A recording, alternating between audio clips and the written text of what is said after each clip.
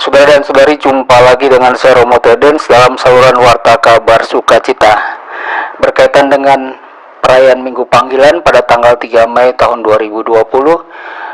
Ada pertanyaan yang mungkin bukan baru pertama kali ditujukan kepada para imam Katolik yang berkaitan dengan selibat atau hidup tidak menikah. Mengapa para imam Katolik tidak menikah?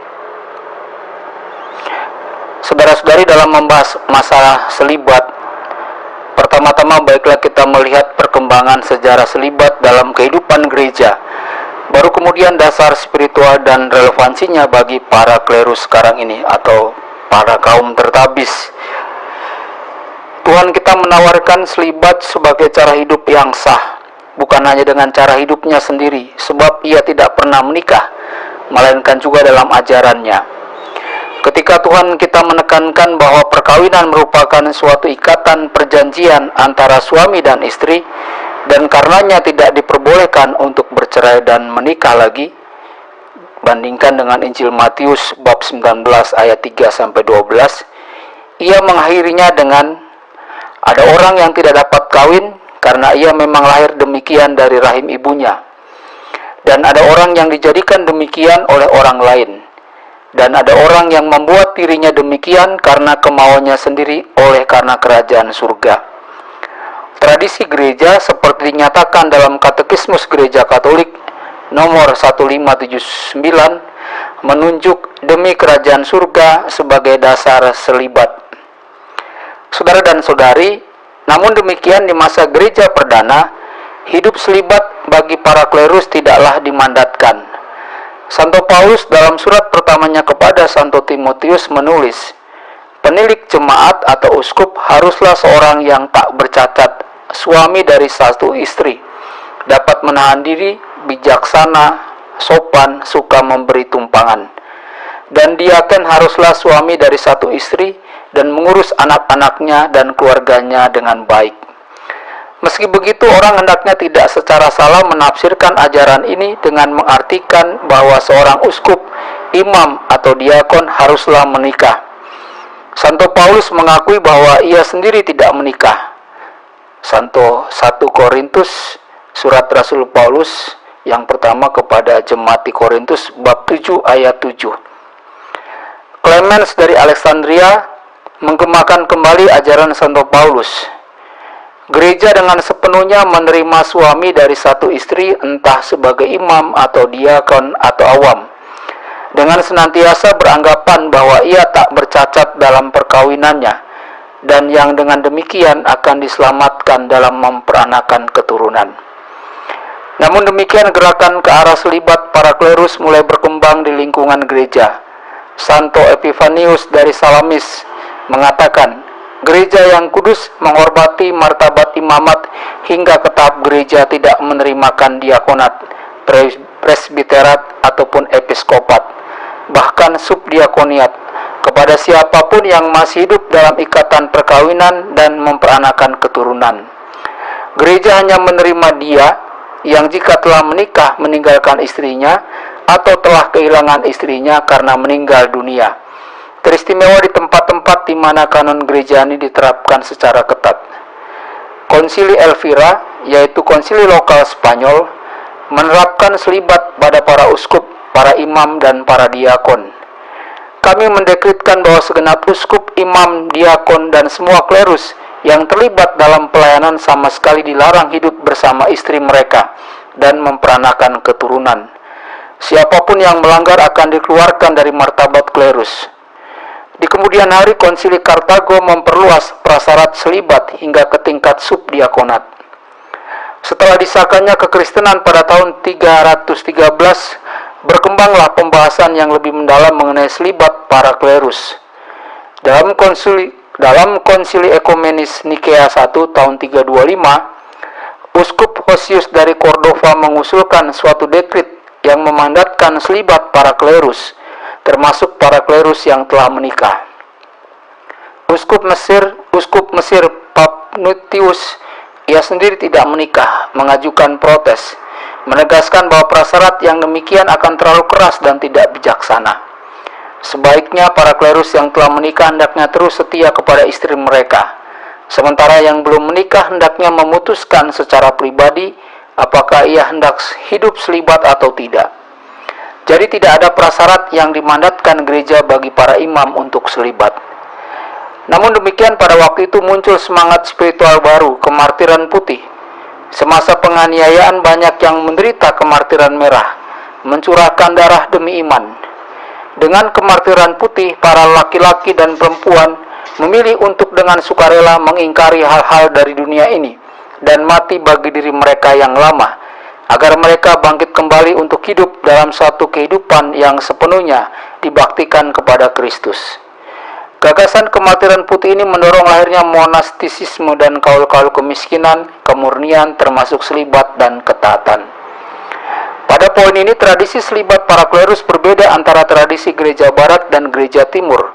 Dalam gereja barat, beberapa paus mendekretkan selibat. Damasus I tahun 384, Siricius tahun 385, Innocentius tahun 404, dan Leo I 458.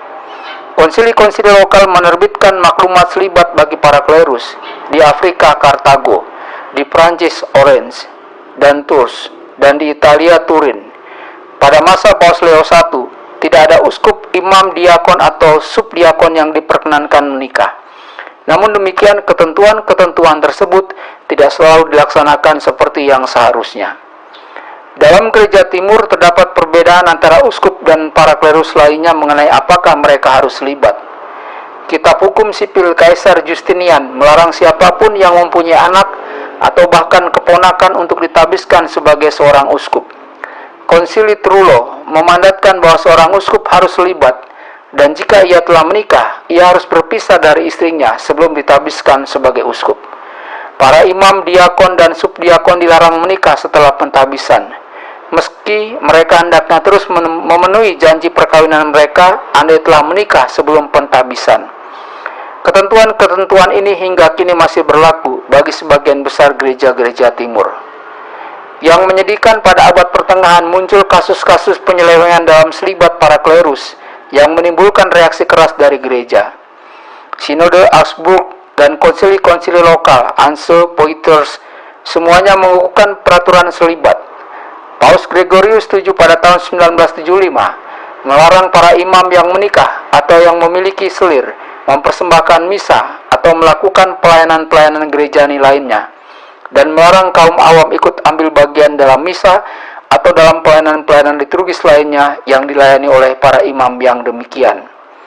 Akhirnya Konsili Lateran pertama tahun 1123, suatu konsili gereja yang ekumenis, memandatkan selibat bagi para klerus barat. Konsili Lateran kedua kemudian mendekretkan tabisan suci sebagai halangan dari suatu perkawinan. Dengan demikian menjadikan segala usaha perkawinan oleh seorang klerus tertabis menjadi tidak sah. Dan pada akhirnya peraturan-peraturan mengenai selibat tampaknya menjadi jelas dan konsisten di segenap penjuru gereja Katolik. Di kemudian hari, para pemimpin Protestan memperolok dan menyerang disiplin selibat para klerus, sebagian dikarenakan adanya penyelewengan tercela yang terjadi dalam masa Renaissance. Sebagai tanggapan, Konsili Trente dalam ajaran dan kanon mengenai sakramen tabisan menyatakan bahwa meskipun selibat bukanlah suatu hukum ilahi, namun gereja memiliki otoritas untuk menetapkan selibat sebagai suatu disiplin. Sembari menjunjung tinggi selibat, gereja tidak memandang rendah kesakralan hidup perkawinan atau cinta kasih suami istri. Di samping itu, konsili menegaskan bahwa selibat bukanlah cara hidup yang mustahil, sekaligus mengakui bahwa dalam selibat sungguh dibutuhkan rahmat Tuhan. Gereja Katolik terus-menerus meneguhkan disiplin selibat para klerus.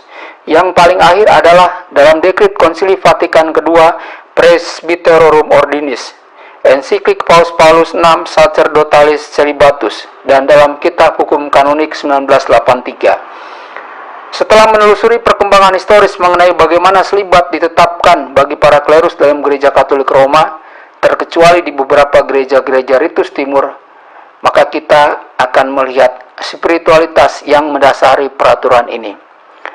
Konsili Vatikan II dalam dekret mengenai pelayanan dan kehidupan para imam, Presbyterorum Ordinis, menegaskan, pantang sempurna dan seumur hidup demi kerajaan surga telah dianjurkan oleh Kristus Tuhan, dan di sepanjang masa, juga zaman sekarang ini, oleh banyak orang Kristen telah diterimakan dengan sukarela dan dihayati secara terpuji. Pantang itu oleh gereja selalu sangat dijunjung tinggi bagi kehidupan imam, sebab merupakan lambang dan sekaligus dorongan cinta kasih kegembalaan, serta sumber istimewa kesuburan rohani di dunia. Sembari mengakui bahwa selibat tidak dituntut oleh imamat berdasarkan hakikatnya, konsili menegaskan bahwa selibat mempunyai kesesuaian dengan imamat. Dengan menghayati keperawanan atau selibat demi kerajaan surga, para imam secara baru dan luhur dikuduskan bagi Kristus. Mereka lebih mudah berpaut padanya dengan hati tak terbagi, lebih bebas dalam Kristus, dan melalui Dia membaktikan diri dalam pengabdian kepada Allah dan sesama. Lebih lancar melayani kerajaannya, serta karya kelahiran kembali Adi Kodrati, dan dengan demikian menjadi lebih cakap untuk menerima secara lebih luas kebapaan dalam Kristus. Jadi dengan demikian mereka menyatakan di hadapan umum bahwa mereka bermaksud seutuhnya membaktikan diri kepada tugas yang dipercayakan kepada mereka, yakni mempertunangkan umat beriman dengan satu pria, dan menghadapkan mereka sebagai perawan murni kepada Kristus. Demikianlah mereka membangkitkan kesadaran akan perkawinan penuh rahasia yang telah diciptakan oleh Allah dan di masa depan akan ditampilkan sepenuhnya, yakni bahwa gereja hanya mempunyai Kristus sebagai mempelai satu-satunya. Kecuali itu mereka menjadi lambang hidup dunia yang akan datang, tetapi sekarang sudah hadir melalui iman dan cinta kasih. Di situ putra-putri kebangkitan tidak akan menikah dan dinikahkan. Paus VI menggarisbawahi tema yang sama dalam ensiklik Sacerdotalis Celibatus 1967, yang sesungguhnya ditulis di saat sebagian orang mempertanyakan perlunya mandat selibat. Bapak Suci menunjukkan tiga makna atau pentingnya selibat: kristologis, eklesiologis, dan eskatologis. Dalam arti kristologis, seorang imam wajib memandang Kristus sebagai imam teladan yang abadi. Pengenalan akan Kristus ini merasuki seluruh keberadaannya. Sama seperti Kristus tetap selibat dan membaktikan hidupnya demi pelayanan kepada Bapanya dan kepada segenap umat manusia, demikianlah seorang imam menerima selibat dan mengkhususkan diri sepenuhnya untuk melayani perutusan Tuhan. Pemberian diri dan komitmen total kepada Kristus ini merupakan lambang kerajaan surga yang sudah hadir sekarang ini. Dalam arti eklesiologis, sama seperti Kristus dipersatukan sepenuhnya dengan gereja, demikianlah imam melalui selibat mengikat hidupnya dengan gereja. Ia akan dapat lebih cakap dalam menjadi pelayan sabda Allah, mendengarkan sabda, merenungkan kedalamannya, mengamalkannya, dan mewartakannya dengan keyakinan sepenuh hati. Imam adalah pelayan sakramen-sakramen dan teristimewa melalui misa bertindak selaku in persona Christi, mempersembahkan diri sepenuhnya kepada Tuhan. Selibat memberikan kepada imam lebih banyak kebebasan dan keleluasaan dalam menunaikan karya pastoralnya. Selibat memberikan kepada imam bahkan dalam segi praktis, efisiensi yang maksimum dan disposisi batin yang terbaik, psikologis maupun emosional, dalam melaksanakan secara terus-menerus karya karitatif yang sempurna. Karya karitatif ini akan memberinya kesempatan untuk memberikan diri sepenuhnya demi kesejahteraan semua orang dalam cara yang lebih penuh dan lebih konkret. Terakhir, dalam arti eskatologis, hidup selibat memberikan gambaran akan kebebasan yang akan dimiliki manusia di surga kelak ketika telah dengan sempurna dipersatukan dengan Tuhan sebagai anaknya. Kitab Hukum Kanonik merefleksikan ketiga makna ini dalam Kanon 277 yang memandatkan selibat para klerus. Para klerikus terikat kewajiban untuk memelihara tarak sempurna dan seumur hidup demi kerajaan surga, dan karena itu terikat selibat yang merupakan anugerah istimewa Allah. Dengan itu para pelayan rohani dapat lebih mudah bersatu dengan Kristus dengan hati tak terbagi dan membaktikan diri lebih bebas untuk pengabdian kepada Allah dan kepada manusia. Sepanjang ajaran gereja mengenai selibat, tiga dimensi penting perlu dicamkan. Pertama, selibat menyangkut kebebasan.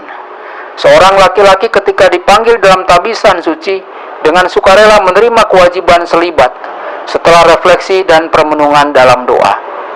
Setelah membuat keputusan tersebut, selibat sungguh memberikan kepada uskup, imam atau diakon kebebasan untuk mengidentifikasikan diri dengan Kristus dan melayani Kristus dan gereja tanpa keberatan, tanpa syarat ataupun keraguan. Pada kenyataannya, imam tidak terbagi antara menunaikan tugas kewajiban bagi paroki dan keluarganya. Kedua, selibat menyangkut kurban, dan suatu kurban adalah suatu tindakan kasih. Ketika seorang laki-laki dan seorang perempuan menikah, mereka berkurban untuk hidup dalam suka dan duka, dalam sehat dan sakit hingga maut memisahkan. Mereka berkurban untuk mengamalkan kasih yang setia, tidak lagi membagi kasih dengan yang lain, atau memberi diri untuk kenikmatan yang egois. Ketika pasangan tersebut menjadi orang tua, mereka berkurban untuk menopang pertumbuhan anak-anak mereka. Keputusan kasih senantiasa membawa serta pula kurban. Paus Yohanes Paulus II telah berulang kali membela disiplin selibat, menyebutnya sebagai anugerah Roh Kudus. Dalam surat Kamis Putih kepada para imam tahun 1979 yang ditulis di awal pontifikatnya, saat sebagian orang berspekulasi bahwa ia mungkin mengubah disiplin ini, Bapa Suci menegaskan, selibat demi kerajaan surga bukan hanya merupakan satu lambang eskatologis belaka, melainkan juga memiliki makna sosial yang mendalam dalam kehidupan sekarang demi pelayanan umat Allah. Melalui selibat, imam menjadi man for others dengan cara yang berbeda dari laki-laki pada umumnya, yang dengan mengikat diri dalam ikatan perkawinan dengan seorang perempuan sebagai suami dan ayah, juga menjadi man for others, terutama dalam lingkup keluarganya sendiri, untuk istrinya dan bersama dengan istrinya untuk anak-anak mereka, kepada siapa ia memberikan diri. Seorang imam dengan melepaskan hak kebapaannya yang layak bagi laki-laki yang menikah, mengambil bentuk kebapaan yang lain dan seolah sekaligus keibuan dengan mengingat kata-kata Rasul mengenai anak-anak yang diperanakannya dalam penderitaan. Guna menekankan panggilan imam dalam melayani umat Allah, Bapa Suci menambahkan, hati seorang imam agar didapati layak bagi pelayanan ini haruslah bebas. Selibat adalah tanda kebebasan yang nyata demi pelayanan ini. Demikianlah dengan para klerus. Menjadi seorang imam berarti mempersembahkan diri sebagai kurban bagi Kristus demi kebaikan gerejanya. Imam berkurban dari menikah dengan seorang perempuan dan memiliki keluarganya sendiri. Sebaliknya ia memberikan diri untuk dikawinkan dengan Kristus dan gerejanya, serta melayani segala kebutuhan mereka sebagai seorang bapa. Yang terakhir, dalam hidup selibat sungguh dibutuhkan rahmat Tuhan. Berulang kali selibat dipandang sebagai anugerah Roh Kudus. Namun demikian, anugerah ini tidak hanya memampukan orang untuk mengendalikan hasrat jasmaninya atau hidup sebagai seorang jejaka, melainkan anugerah ini juga memampukan orang untuk dapat menjawab ya kepada Tuhan setiap hari dan mengamalkan hidupnya. Secara ringkas, Bapa Suci Yohanes Paulus II dalam amanat kepada para imam di Paroki Roma tanggal 26 Februari 2004 mengatakan, tepatnya dalam selibat yang disambut dan dipelihara dengan sukacita, kita pada gilirannya dipanggil untuk mengamalkan kebenaran kasih dengan suatu cara yang berbeda walaupun sama penuhnya. Memberikan diri kita secara total bersama Kristus kepada Tuhan, kepada gereja, dan kepada saudara serta saudari kita dalam kemanusiaan. Sayangnya dalam dunia kita banyak orang tidak dapat menghargai disiplin selibat, entah bagi kaum klerus maupun yang lain. Kita hidup dalam masyarakat di mana media memborbardir kita dengan tayangan-tayangan seksual yang tak terkendali. Jika orang tak dapat menghargai nilai-nilai keperawanan sebelum perkawinan, kesetiaan dalam hidup perkawinan, atau pengorbanan demi anak-anak, maka ia tak dapat mulai menghargai siapapun, entah laki-laki atau perempuan, yang menempuh hidup selibat sebagai bakti diri dalam panggilan. Di tengah skandal dalam gereja di mana beberapa imam telah melanggar kaul selibat dan menyakiti anak-anak, sebagian orang mengusulkan perkawinan bagi kaum klerus guna mengurangi, jika tidak menghapus sama sekali, terjadinya skandal yang demikian.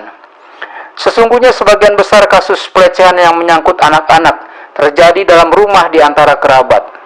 Seorang yang menderita penyakit yang demikian tidak akan berubah karena ia tidak lagi harus hidup selibat. Lagi pula jika gereja sungguh mengubah prasyarat selibat, maka skandal berikutnya yang akan menjadi sorotan media kemungkinan besar adalah perselingkuhan atau perceraian di antara kaum klerus. Mengubah prasyarat sama sekali tidak menyelesaikan masalah. Sebagai warga gereja, patutlah kita berterima kasih kepada para klerus, pula kepada para biarawan biarawati yang telah mempersembahkan diri secara total karena cintanya demi melayani Tuhan dan gereja. Sungguh sayang, media jarang menyoroti karya-karya kebajikan yang dilakukan oleh begitu banyak kaum klerus yang penuh dedikasi maupun oleh para biarawan biarawati. Saudara dan saudari, makalah ini diambil dari website indocell.net atas izin dari The Arlington Catholic Herald. Semoga ini membantu kita, walaupun tetap mungkin menjadi sebuah pertanyaan yang mendapat jawaban yang tidak memuaskan. Namun inilah sejarah gereja yang sudah berlangsung ribuan tahun, di mana para imam, klerus, biarawan biarawati tidak menikah. Apa yang tidak bisa kita mengerti secara akal budi bukan berarti itu keliru dan tidak normal. Bagi para imam, semoga kita semua tetap bahagia dan setia pada panggilan kita untuk mewartakan kabar gembira bagi setiap orang. Tuhan memberkati kita semua.